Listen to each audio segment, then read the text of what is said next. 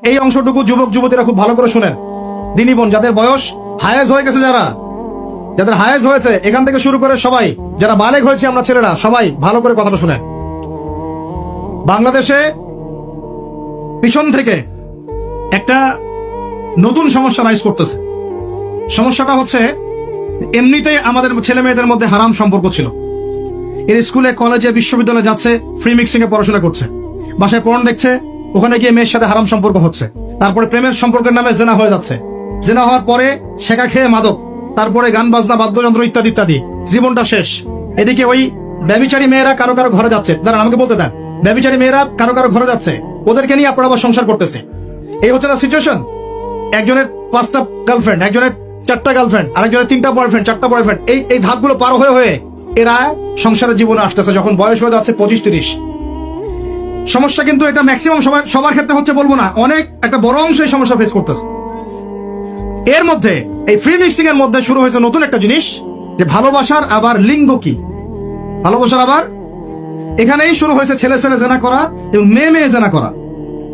ছেলে ছেলে জেনা করা আর কি বললাম বলেন, মেয়ে মেয়ে জেনা করা, নাউজুবিল্লাহ। এটা কমে লুত, এর শাস্তি আসবে যদি আমরা তওবা করে ফিরে না আসি। এর উপরে এখন শুরু হয়েছে ভালোবাসার আবার ধর্ম কি, ভালোবাসার আবার, আমার সাথে বলেন কি বললাম, ভালোবাসার আবার, এদিকে মনোযোগ দেন, ভালোবাসার আবার কি, ভালোবাসার আবার কি, এই কথাটা, এই স্লোগানটা দিয়ে কি করা হচ্ছে আপনারা শুনেন। অমুসলিম ছেলে মুসলিম মেয়ের সাথে প্রেম করতেছে, অমুসলিম ছেলে মুসলিম মেয়ের সাথে প্রেম করতেছে, বলতেছে ভালোবাসার আবার ধর্ম কি, তুমি আমি একে অপরকে মহব্বত করি, ভালোবাসি, এর মধ্যে ধর্ম আসবে কেন? বলছে তুমি আমার ধর্মে দীক্ষিত হয়ে যাও, অথবা আমি তোমার ধর্ম কবুল করে মুসলমান হয়ে যাব। এই মিথ্যা কথাগুলো প্রলোভন দিয়ে এখানে ওখানে পার্কে নিয়ে গিয়ে চটপটি ফুচকা খাওয়ায়, কফি শপে নিয়ে গিয়ে এভাবে আস্তে আস্তে আস্তে আস্তে মেয়েদেরকে লাইনে নিয়ে আসতেছে। আনার পরে শোনেন, কথা আগে শুনেন, বুঝেন। আপনি ঠিক বললেও ঠিক, এটা না বললেও ঠিক, চলতেছে, এটাই সমাধান।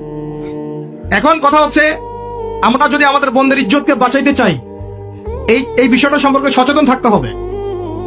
মেয়েদেরকে ফুসলিয়ে ফাসলিয়ে এভাবে প্রেমের জালে ফেলে শেষমেশ বেডে নিয়ে গিয়ে ধর্ষণ বা গণধর্ষণ করে মেয়ের ওই ওভারির মধ্যে ওদের বীর্যপাত করে দিয়ে ওই ছেলেটার কোনো খবর পাওয়া যায় না, লাপাত্তা হয়ে যায়। কোন কোন ক্ষেত্রে টাকার বিনিময়ে মেয়েদেরকে পাচার করারও অভিযোগ পাওয়া গেছে। এবং এই কাজটার নাম তারা সংঘবদ্ধভাবে দিয়েছে, এর নাম নাকি লাভ জিহাদ, নাউজুবিল্লাহ। এবং বীর দর্পে ফেসবুকে পোস্ট দিচ্ছে, আজকে অমুক মেয়ের এটা করলাম, আজকে তমুক মেয়ের এটা করলাম। ভিতর থেকে একটা চক্র কাজ করতেছে, এবং এই চক্রের কেউই মুসলিম না, এই চক্রের কেউই কিন্তু মুসলিম না। বাইরে আবার পরিচয় দিতে পারে যে আমি মুসলিম, আমার নাম অমুক, নাম পরিবর্তন করে মুসলিম মেয়েদেরকে ফুসলিয়ে ফাসলিয়ে এই জেনার ফাঁদে ফেলে ওর পিছনে কিছু টাকা খরচ করে, কিছু সময় দিয়ে ওকে প্রয়োজনে ঘুমের ওষুধ খাওয়ায়, প্রয়োজনে আবার জাদুটোনা করে, বান মারে, ওকে ওকে তাবিজ কবজ করে বিছনায় নিয়ে এসে ধর্ষণ বা গণধর্ষণ করে, ওই ভিডিওগুলো দিয়ে পরে ওকে ব্ল্যাকমেইল করে, পরের কাছ থেকে টাকা খাওয়া শুরু করে, কোন কোন ক্ষেত্রে মেয়েদেরকে পাচারও করে দিচ্ছে। আমাদের মেয়েদেরকে বলতেছি, কোন অবস্থাতেই কোন মুসলমান ছেলের সাথে কোনো অবৈধ সম্পর্কে যাবেন না। অমুসলিম হলে তো কোনো কথাই নাই। অমুসলিমের সাথে আপনার কিসের প্রেমের সম্পর্ক? একটা চট দিয়ে দাঁত ফেলা দেওয়া দরকার মেয়ে। অমুসলিম ছেলের সাথে তোমার কিসের প্রেমের সম্পর্ক? পরে যখন এই ছেলেগুলো তোমাকে নিয়ে রেপ করে রাখবে, তখন তোমার আক্কেল হবে, তখন তোমাদের হুঁশ ফিরবে। তখন এসে আমাদের কাছে মেসেজ করতেছে, আমার এই সমস্যা হয়েছে, আমাকে এখন আমি কি করবো বলেন। আমাদের ওয়াইফদের কাছে মেসেজ করে, এরকম এরকম হয়েছে আমার সাথে, আমরা কি করবো বলেন। তোমাকে কে যাইতে বলছো এই ছেলের কাছে? তুমি তোমার ইজ্জত ওখানে, তুমি তোমার পায়জামা কিভাবে খুললা সেখানে, আর কিভাবে বলবো বলেন? তুমি একজন মুসলিম ঘরের মেয়ে, তোমার ইজ্জতের দাম নাই, তোমার সম্মানের দাম নাই, তোমার ইজ্জত আবরুর দাম নাই। তুমি কেমন করে নগ্ন হয়ে বাইরে ঘুরতে পারো? তুমি কেমন করে একটা অমুসলিম ছেলের সাথে প্রেমের সম্পর্ক করতে পারো? কিভাবে তুমি একটা অমুসলিম ছেলের সাথে বেড়ে যেতে পারো? তার সামনে তোমার পায়জামা কেমন করে খুলতে পারো তুমি?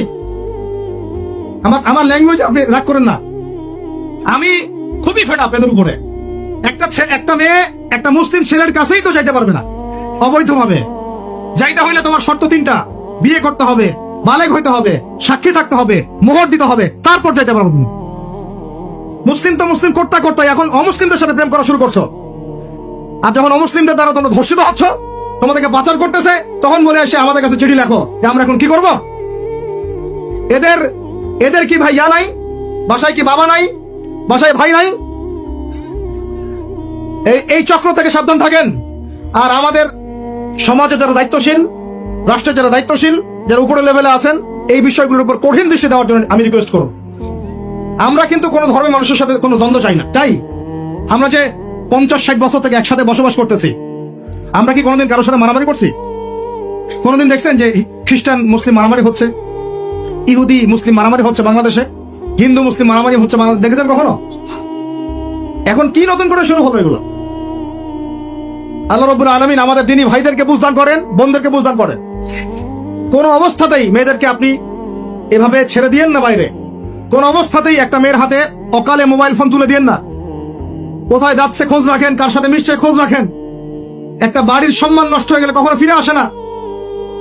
একটা মেয়েকে অপহরণ করেছিল রাজা তাহির, মুসলিম মেয়েকে। সেই ইজ্জতের বদলা নেওয়ার জন্য 17 জন ঘর সাওয়ার নিয়ে, কতজন?